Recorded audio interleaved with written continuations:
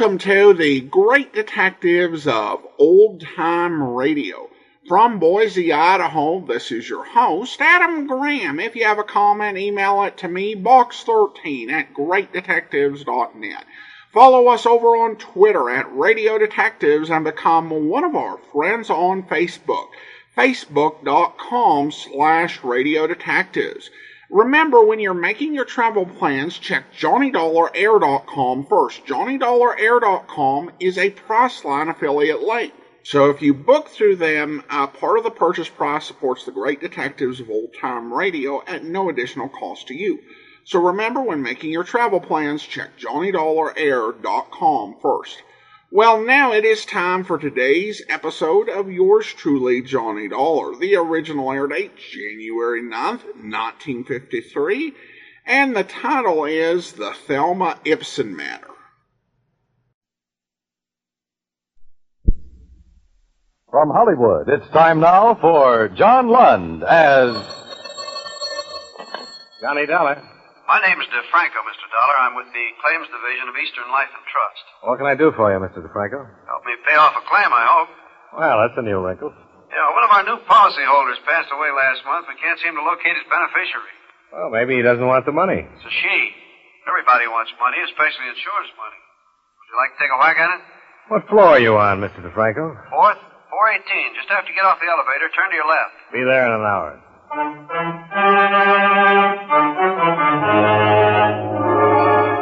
John Lund in the transcribed adventure of the man with the action-packed expense account, America's fabulous freelance insurance investigator. Yours truly, Johnny Dollar.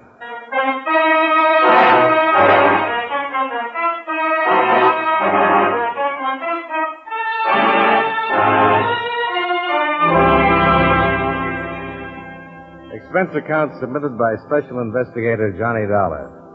To Claims Office, Eastern Life and Trust Company, this city. The following is an accounting of expenditures during my investigation of the Thelma Ibsen matter.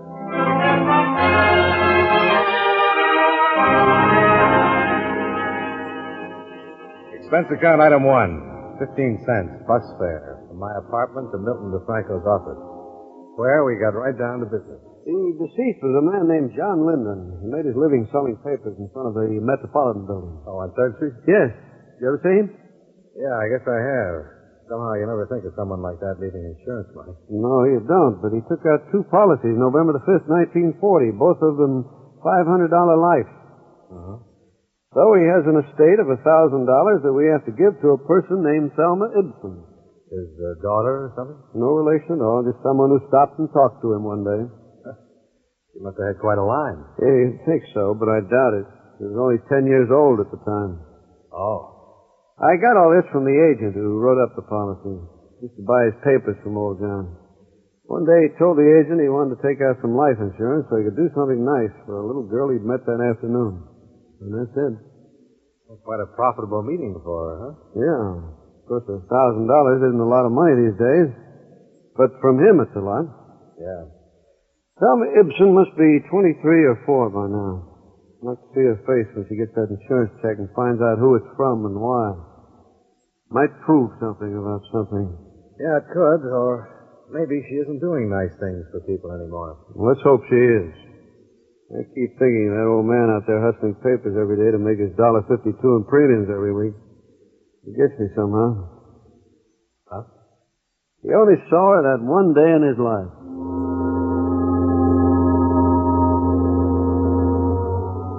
The local address for Thelma Ibsen was 213 Brainbridge.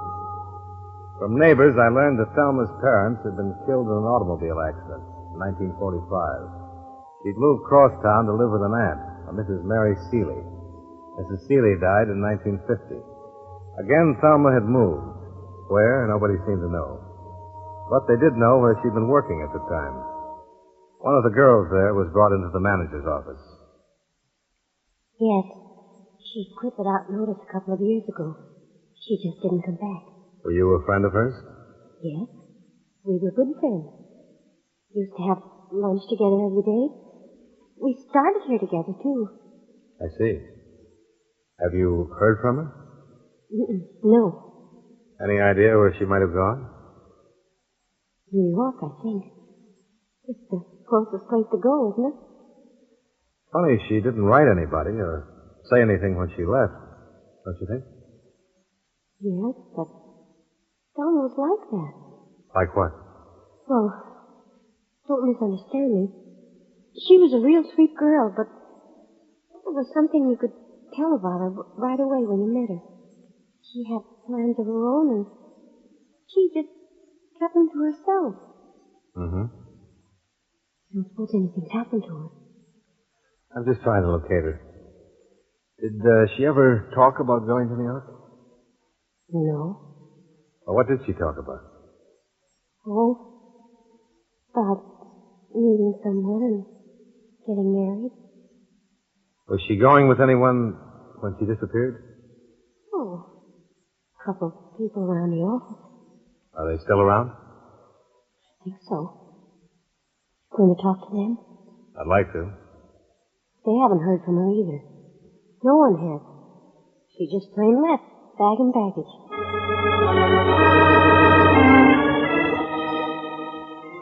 At the apartment hotel where she'd been living since her aunt's death, I learned that Thelma Ibsen had suddenly checked out with all of her belongings around Christmas of 1950.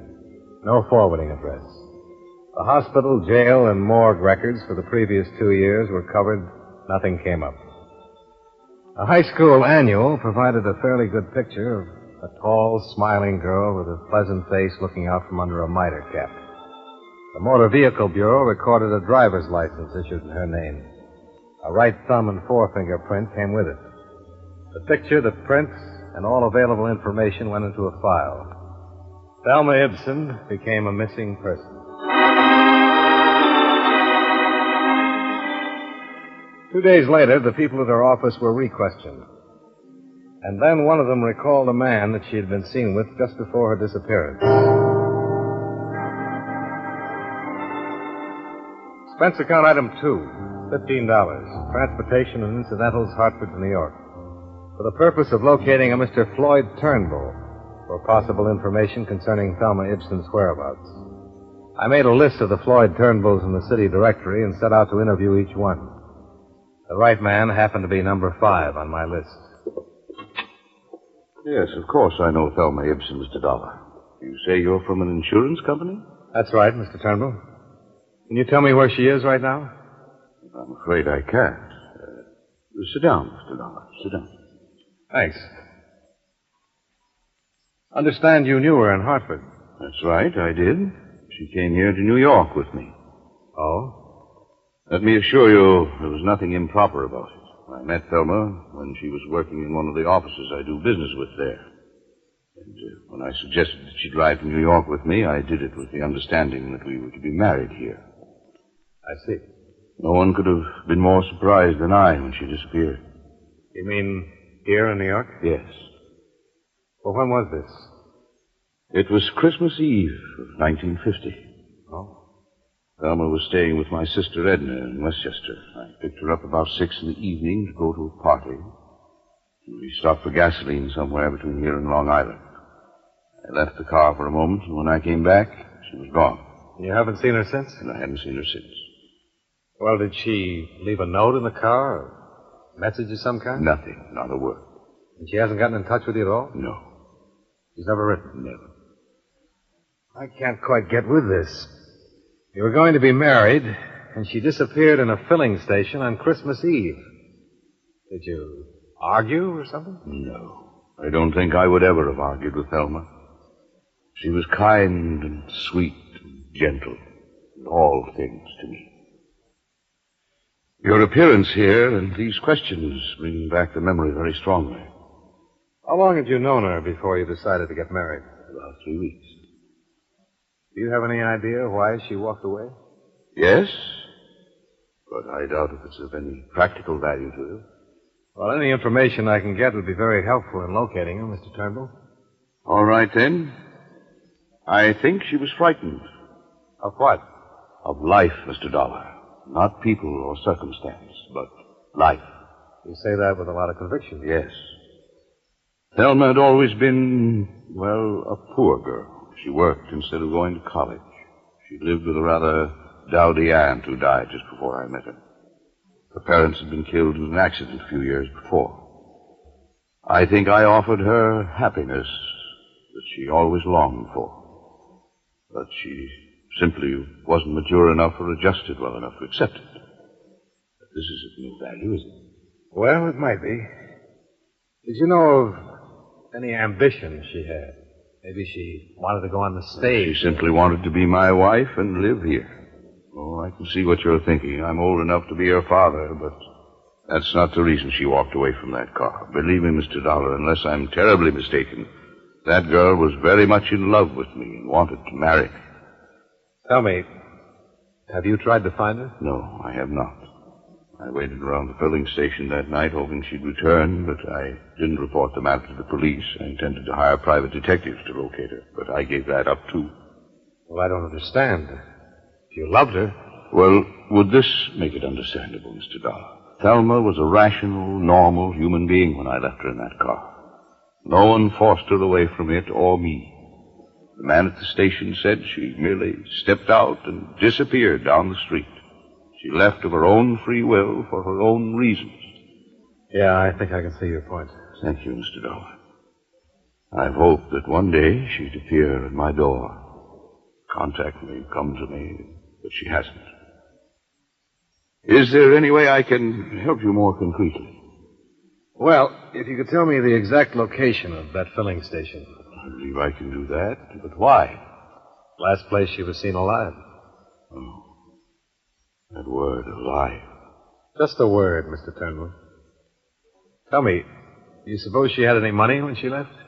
Why do you ask? Well, she'd have had to go to work if she didn't. Maybe she I see. Yes, she had money, quite a bit. How much? $2,300. Oh? She stole it from me, Mr. Dollar. I left my wallet in my overcoat. She took it while I was gone. I would have given her all this, everything. She had to steal it from me. She had to steal it like a common little thief. There's truly no fool like an old fool, is there, Mr. Dollar?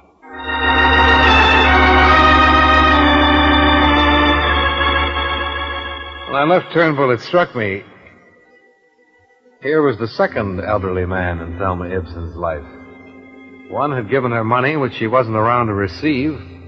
And from this one, she'd taken money and didn't wait around to say thanks.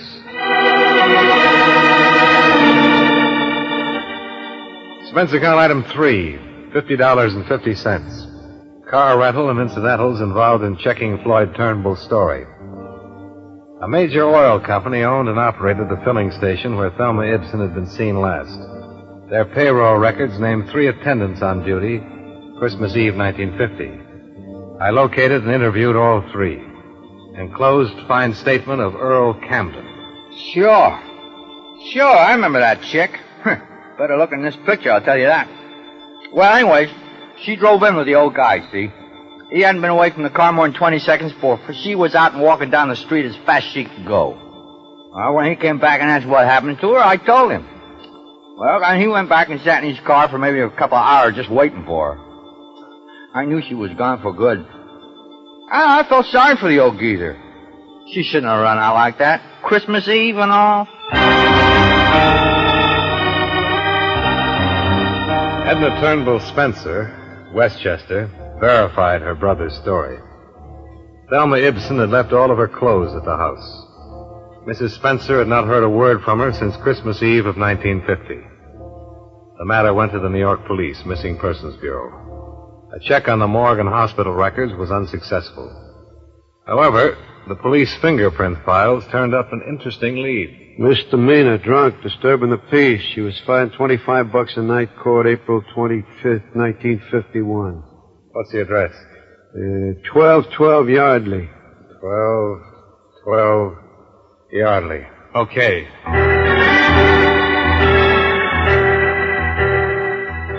At the address on Yardley, I learned that Thelma Ibsen had moved 8 months before.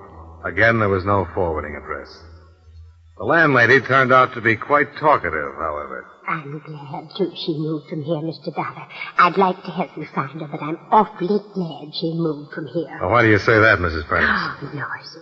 parties all the time. I run a quiet place for quiet people, you know. Yes, I'm sure, but... I thought she was the quiet type when she took the apartment, or I'd never have given it to her. She told me she was secretary, that she worked downtown. She say where? Oh, no. That she didn't work. How could she? She was out every night and slept most of the day. And men used to come to see her. Honestly. Do you know any of them, Mrs. Prentice? Oh, no. Just men. All kinds, all sorts. See. Was she friendly with anybody in the building? No.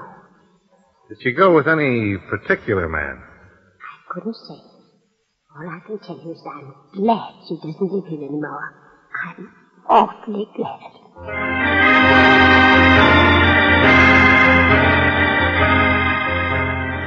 The more people I talked to, the more I learned about Thelma Ibsen, and the less I liked what I heard. I went back to the city hall. It had occurred to me that hardly anyone is ever arrested for being drunk and disturbing the peace alone. I was right. The night court files revealed that Thelma Ibsen had been arrested with 8 other people. I took down their names and began to check them out. Number 6 down the line was a man named Unger, who was in the hosiery business. Yes, he remembered Thelma Ibsen very well. No, he hadn't seen her for 6 months, but he could tell me where she lived. He did. And I went there.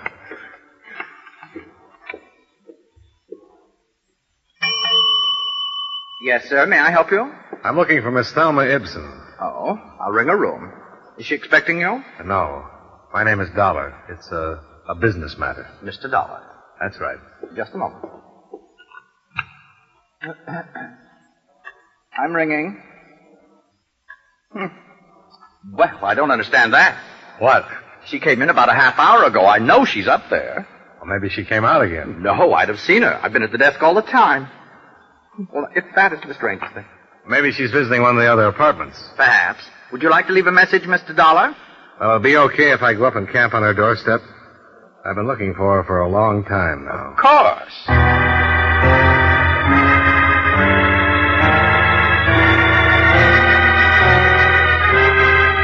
I took the elevator up to the 15th floor and walked down the hall to Thelma Ibsen's apartment. The door was standing partially open. All the lights seemed to be on. Miss Ibsen? Miss Ibsen? Miss Ibsen? Go back. Get away from this room. What? Get away or I'll jump. I'd found Thelma Ibsen, only she was standing on a ledge outside the window, all ready for a leap into eternity.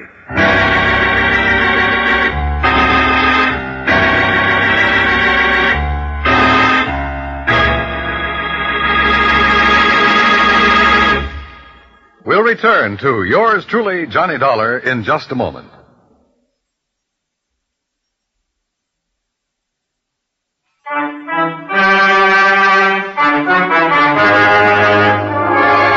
Now, with our star, John Lund, we bring you the second act of yours truly, Johnny Dollar.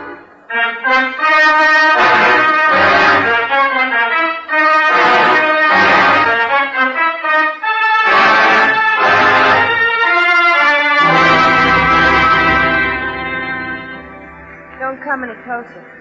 I won't. Thelma, What? you better come in now. You don't want to do this. I'm going to do it. It's cold out there. Don't you think you should come inside? I'm going to jump. Stay away now. Don't try to grab me. I'll do anything you say, Thelma. Okay. I never saw you before. How do you know my name? I've seen you. No, you haven't. I remember people. Watch. Just going to light a cigarette. Do you want one? No. Can I have one? All right. Where did you see me? In a picture. In your high school annual. You went to high school in Hartford. I don't know you. What's your name? Johnny Dollar? Are you from Hartford? Yeah. Step over there. Let me see your face in the light. No. You aren't from Hartford. You're lying to me. Mr. Dollar, I Go wanted away. to... Go away or I'll jump. Why, Miss Ibsen? Go on. Get out of here. Go ahead. Call the police. Yes, of course, of course. I heard you tell him to call the police. I don't care. They can't stop me. Nobody can stop me. Maybe they won't even try, Thelma. Oh, I know they will. They'll talk to me just the way you're talking. They try to get close enough to grab me. I wanted somebody to call the police. I want them all down there waiting for me to jump. When the crowd's big enough, I'll jump right down there. I'm not afraid to do it. Why do you want to jump, Thelma? I have my reasons. Look, there are a couple of people down there who see me. They'd like to see me jump. I don't think they'd like to see that at all, Thelma. Oh, yes, they would. They might say they wouldn't, but they'll hang around, and if I don't jump, they'll be disappointed. Nobody wants you to jump, Thelma. Oh, sure they do. Those people down there would love to see it happen. You'd like it, too. If I wanted to see you jump, I'd be waiting on the street with those people. But I don't want to see you do that. And neither do they. I want you to live, Thelma. That's more people down there now. Oh, I'm getting the big lights up here. God. Thelma, look. If you're broke, if you need money, Don't come any closer, I told you before. I want to help you, Thelma. Nobody wants to help me. Nobody's ever wanted to help me. You're wrong about that. Lloyd Turnbull wanted to help you. Lloyd Turnbull? You met him? Yes. And he's still very much in love with you. After I stole money from him and walked out on him? The money meant nothing to him. He still loves you, Thelma. Thelma? I don't love him. I never loved him. He thought so. He was just nice. Why did you leave him that way? I'm no good. Never have been, you know. I've never been any good to anybody. Would you like to talk to Floyd? No. I don't want to talk to him or anybody. I know. But after I jump, I want you to tell Floyd something. Sure. Tell him I meant to send the money back to him. I didn't think it was that much. Tell him I never was any good at all. That I left him because of that. All right. You can tell him I loved him. He'd feel good, I think. All right. Go back! I don't care who you are. Go back or I'll jump right now. Wait. Close that hall door. If you want to see me jump, you'll have to watch from the street down there with the others. Close it! Is he a policeman? I suppose so. I don't know. You look foolish. We all look foolish at one time or another. It passes. Do I look foolish? Yes, Thelma, you do. You're not going through with this. In the end, you'll come back into this room and everybody down there will go home. That isn't true. You know that for the first time in my life, I know exactly what I want to do, how I want to do it. I'm going to jump. From what I know about you, I thought you always knew pretty much what you wanted out of life. I never knew anything. And it's all botched up. I'd be happy one minute and crying the next. Things kept happening all the time. That's so tiresome. When Mom and Daddy died, I should have died too. Then I wouldn't be here making all those people down there have bad dreams for weeks to come. I should have been with them when they were killed in that car. Well, it won't be long. I won't be tired anymore pretty soon. Thelma, wait. Wait for what? You say you've talked to people who've known me, who know what I was and what I am. I didn't turn out the way they wanted me to, did I? I didn't even turn out the way I wanted to be. Look at me. Why should I wait? One man I didn't talk to had more faith in you than anybody else. He was an old man who sold newspapers in front of the Metropolitan Building. His name was John Linden. Old John. Thelma, Old John? Old John. You met him one day when you were a little girl. It meant a lot in his life. An awful lot. Do you remember old John? Yes. I was downtown after school to look in the windows. I had a nickel and I bought a paper from this old man. I talked to him. He said I was a very nice girl, and he asked me my name and where I lived. What did you talk about, Thelma? About school. And about growing up. He told me I'd grow up someday to be a lovely woman. He said, lovely woman. He was very nice.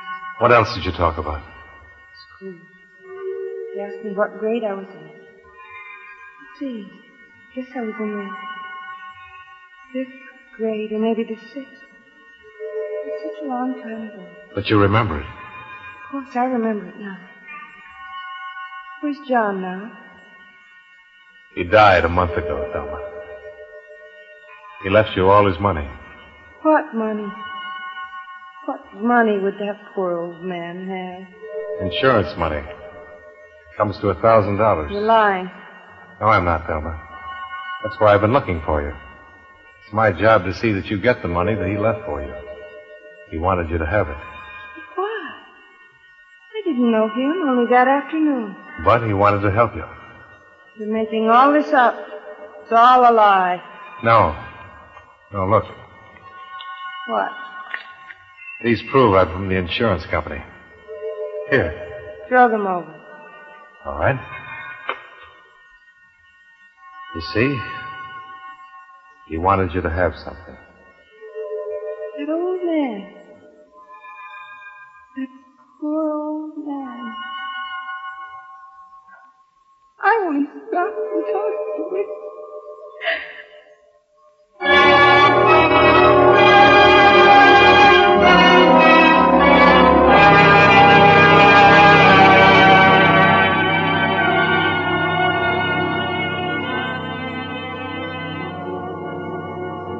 Expense account item 4, $350. Martinis. I needed them. It was my first, and I hope my last, experience with an intended suicide. The psychiatrist who examined and treated Thelma Ibsen believed that she'll make a complete recovery in time. They say it'll take months to determine the exact cause of her breakdown. But as far as we're concerned, the case is closed. Claim filed. Expense account, item 5, same as item 2. Transportation back to Hartford. Total, $84.15. Yours truly, Johnny Dollar.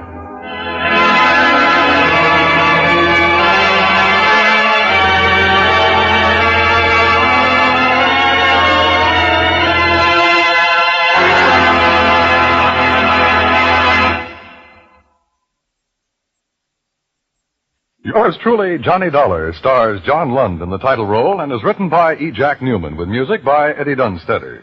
John Lund can currently be seen in the Universal International picture Just Across the Street. Featured in tonight's cast were Tom Tully, Jeanette Nolan, John McIntyre, Joe Kearns, and Virginia Gregg. Yours truly, Johnny Dollar, is transcribed in Hollywood by Jaime Del Valle.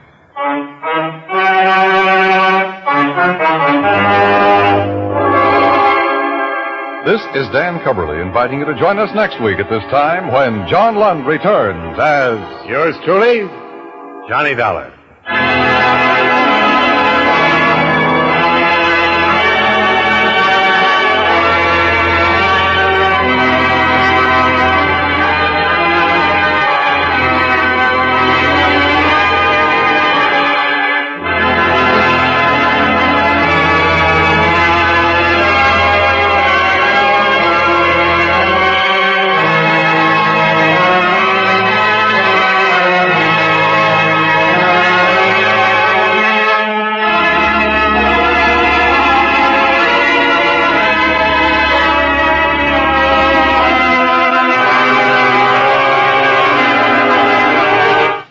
Welcome back. Well, a pretty good episode. I thought it had a very solid premise. The idea that you're getting to know this person as you talk to these people that knew her, as you examine these stories of her life.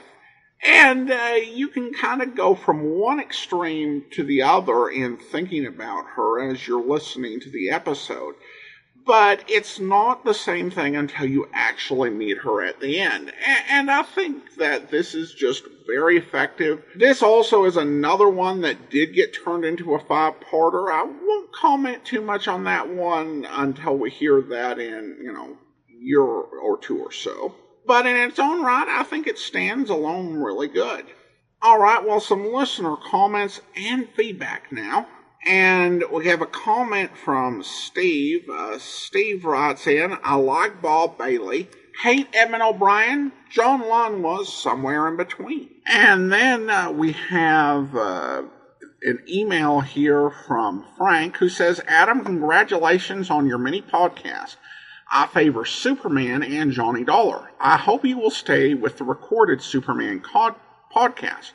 I heard a few of the shows you did live, and no offense, but technically they were a disaster. The levels were not consistent, and I was constantly changing the volume on my end, but small matter, that's just less than 1% of the shows I listen to. Superman was a great show for kids and adults. Johnny Dollar could be remade into a modern TV show and be excellent. Congratulations to on sponsors I recently noticed you picked up. By the way, I've been collecting old-time radio since 1973 when I picked up a couple cassettes in an audio store. In college, we had an old-time radio show, and I was able to host a few episodes. Trust me, you do a great job. Keep up the good work. Well, thank you so much, Frank. And that definitely means a lot to have that support from someone who's been collecting old-time radio for so long. Collectors and fans really are why we have most of the old-time radio programs that we have today. So I really appreciate that. Regarding Superman, it has been years and years since I did a live old-time radio podcast. And I did those mainly because that was the sort of podcast that the original host for the old-time Dragnet program and the old-time radio Superman program encouraged. The sound quality was not good, but that's more an issue with both the equipment and the host that I was using back then. I did get to the point where I figured out that the recording of the program played live sounded really bad. So if I did do a live podcast, I figured out to download the live audio and then replace the live version of the recording with an actual pre-recorded version of the episode so that it would be listenable. But I didn't go back and fix older episodes, so sorry you ran into those. I have given some thought to going back and editing some of the older episodes that I've done, both on Old Time Radio Superman, where I did everything myself, and the first couple of years of Old Time Dragnet Show. Andrew didn't start editing that podcast till sometime in, I think it was 2009, he started editing the Old Time Dragnet podcast. But that is one of those big projects, and I have my, plate full with current up-to-date stuff. So I've not been able to get to that. Regarding Johnny Dollar, I think it could be a good TV show in the right hands. I just tend to be very pessimistic about television programs actually doing a concept justice these days. But there's definitely room for it as a concept, or even doing modern podcast audio drama, provided you get all the right licensing done. But thanks so much for the comments, appreciate them. And thanks so much for listening, Frank. And I want to go ahead and also thank our Patreon supporter of the day. And thank you to Lise. Lise has been one of our Patreon supporters since May, currently supporting us at the rookie level of $2 or more per month. Thanks so much for your support, Lise. And that will do it for today. If you do enjoy this podcast, be sure to rate and review it wherever you download your podcast from. And be sure and join us back here tomorrow for The Silent Men, and then we will be back next Friday with another episode of yours truly, Johnny Dollar. In the meanwhile, do send your comments to box13@greatdetectives.net. Follow us over on Twitter at Radio Detectives and become one of our friends on Facebook, facebook.com/Radio Detectives. From Boise, Idaho, this is your host, Adam Graham, signing off.